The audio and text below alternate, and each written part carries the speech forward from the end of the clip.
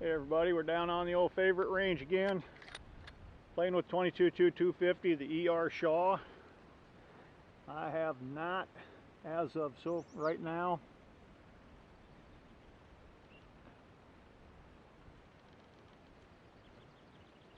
found a load that'll shoot out of this rifle. Kind of given up on it. So far it's been the 53 grain VMAX, which I was just looking at the load manual the other day, and it says a 1 in 14 twist will not stabilize that bullet. Hope nobody tells my Ruger that, because that's what I shoot there last year, and it's a phenomenal bullet in a 1 in 14 twist in that rifle. I've said it before, and I'll probably say it again sometime. Every barrel has its own personality, and that's a good example. I've tried 55 grains. I don't think it wants to stabilize them all too much, so I'm going with light bullets. And if I can't get something here today, I'm going to give it up. I just shot some 40 grainers. I'm using Varget powder. I was about that much high. I was off paper, but I got a nice little cluster in the wood. I'm hoping that's it. I just did a slight adjustment. We are going to shoot the same thing, a 40 grain VMAX on top of some Varget. These were 30 thousandths off the lands. These are 10 thousandths off the lands. Hope I'm on paper. Let's give her hell.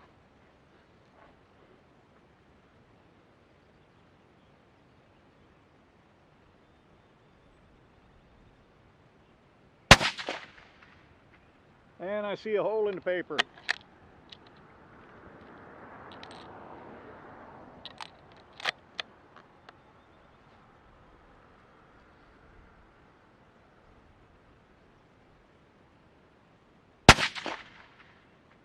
Yow. And some heavy bolt lift. I have to back that down if it does turn out to be a shooting combo. The 2-inch spread on the first 2 shots, I don't believe so though.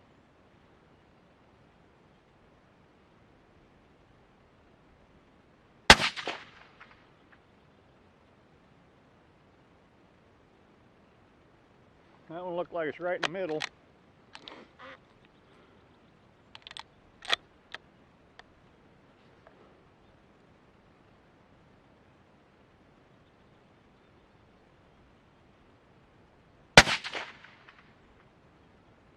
It's just tossing them around all over the place.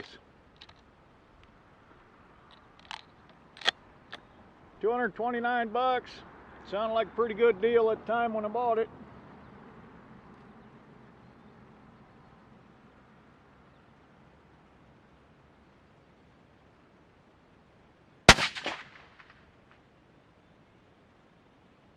Yeah, nothing there to get excited about.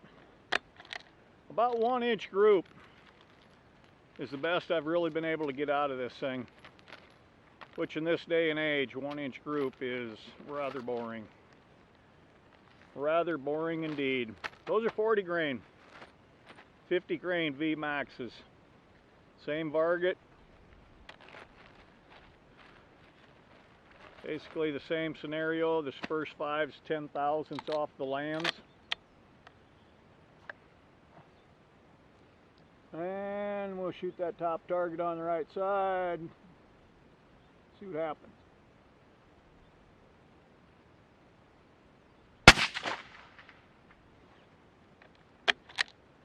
I really didn't want another light bullet gun. I got plenty of them in the 17s and the 222, and I was hoping this thing would shoot the heavier. The 53 grain is not heavier, but the BC on it is very high. The 55, just for longer range shooting, I like to have a little bit heavier bullet, but it don't look like it's going to happen with this one.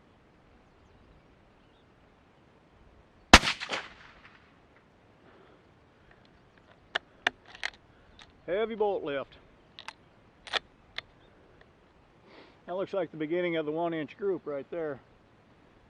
Maybe not.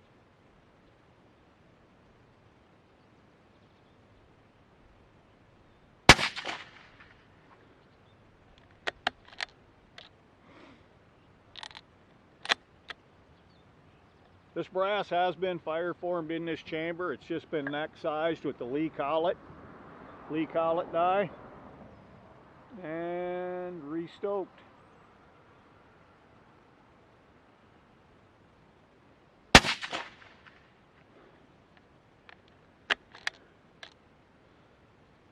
Yeah, need to back down about a half grain.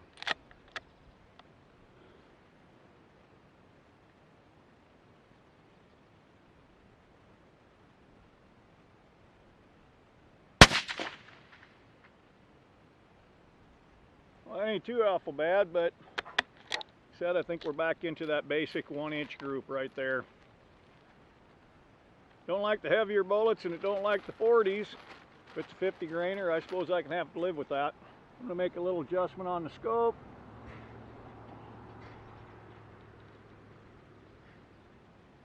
And we'll punch the last 5 at the bottom right target. This is the same load, 20 thousandths off the lands. That one was 10 thousandths. We're just backing them up 10 thousandths. See where these 5 go.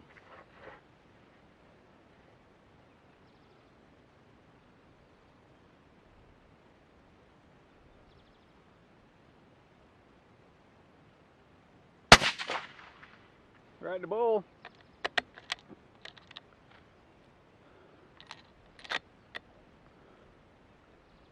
Yeah, number tight. We have to full length them.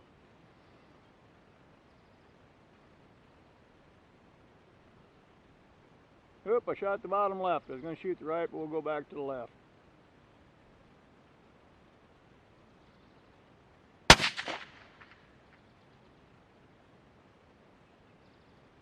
That looks like 2 and 1 to me.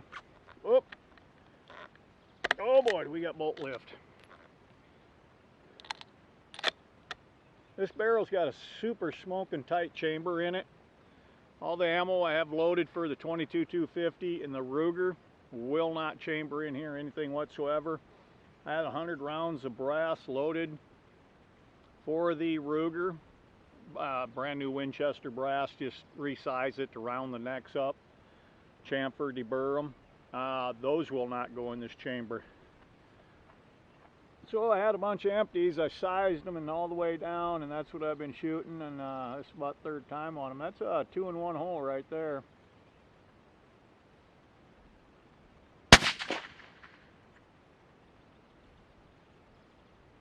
Well, hot damn, maybe we found the ticket.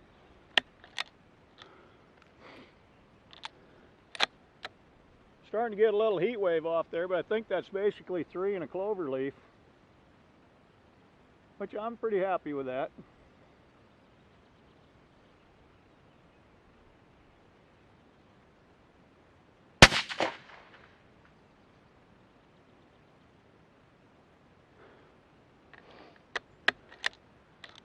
This could very well be a very, very narrow window of what this gun likes, and maybe I think I may have just stumbled on it. Definitely got to do some different sizing on these things.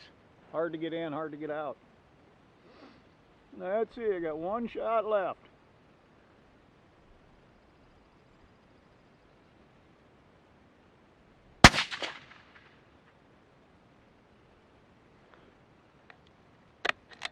Let's go down and take a peek at that one.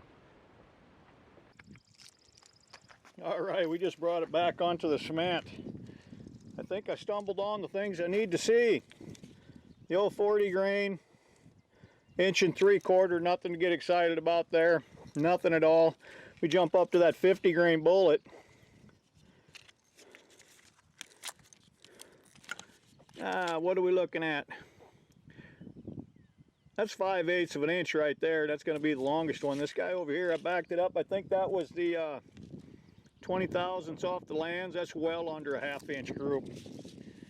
Well, maybe the old ER Shaw is not going to turn out to be a failure anyway after all. Just like I said, may have a very narrow window of what this thing likes to, what it likes to digest. That's good news, folks. That's a load off my shoulders. I was really thinking this thing was not going to be a shooter. If I would have shot 1 group like that, I'd say it's a fluke maybe, but 2 in a row out of the 50 grain. 1 in 14 twist barrel in a 22-250. This day and age where you can swap barrels around by yourself on these Savages, on the Remingtons, I would definitely speed things up and reinforce that. Look at our AR-15s that are on the market today. Vast majority of them are 1 in 8, 1 in 9. All 3 of mine are 1 in 9s. You can shoot 40 grain, 50 grain, 55 grain, you can shoot 60. They'll shoot everything. I can't remember who said it, but I read it here a while back. Said it just goes to prove you cannot overstabilize really, really good bullets. I think VMAX is probably one of the better on the market. Nosler's got some fantastic stuff. Those Spear, Barnes, they all do. But for low-cost varmints, VMAX has proven to me always over and over. I think we're just going to have to go with the 50 grain, and if it ever stops raining, the whole Midwest from Kansas to North Dakota, man, it doesn't stop. Here about 3 days ago, western South Dakota, basically the heart of where I do all my dog shooting, 3 to 5 inches of rain. Out there on the prairie, the flood is not something it doesn't register. It's dry, arid part of the country. Yeah, they got some good rain. They grow a lot of grass, grow a lot of cattle. The flood. I seen some video the other day. If you want to Google Kennebec, South Dakota flood. Medicine Creek goes right through town. You know, it's a creek. You know, 6-8 feet wide, 6 inches deep. A creek. It's probably 300 yards wide and 15 feet deep. Unbelievable. A lot of rain coming down, but that's always putting the dog shooting another week back, another week. It's going to take a while to dry up out there, but we'll get there eventually. Thanks a lot, folks.